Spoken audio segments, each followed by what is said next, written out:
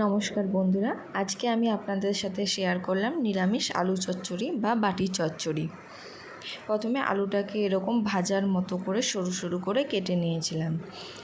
তারপর কড়াইতে তেল দিয়ে তেলটা গরম হয়ে গেলে এর মধ্যে ফোড়ন হিসেবে দিয়ে দেব গোটা জিরে আর দেব ফাটিয়ে নেওয়া কাঁচা লঙ্কাটা একটু ভালো করে ভাজা হয়ে আসলে তারপর এর মধ্যে দিয়ে দেব টমেটোটাকেও একটু ভালো করে নাড়িয়ে নিলাম।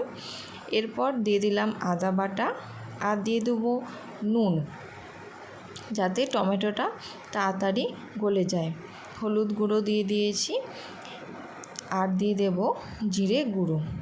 এবার মশলাটাকে একটু কষাতে হবে অল্প একটু সময় ধরে, খুব বেশি টাইম লাগে না এই আলু চচ্চড়ি বা বাটি চচ্চড়ি বানাতে। তারপর আলুগুলো এখানে দিয়ে ভালো করে মশলার সাথে মিশিয়ে নেব।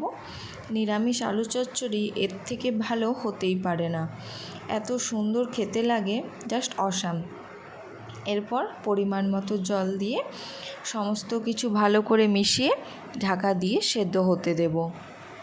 এরকম আলু চচ্চড়ি আপনারা মুড়ি, পরোটা, লুচি, নিরামিষ দিনে কিন্তু বেশ খেতে পারেন। খেতে টেস্টিও হয়, টক টমেটোটার জন্য লাগে, খুবই মজাদার।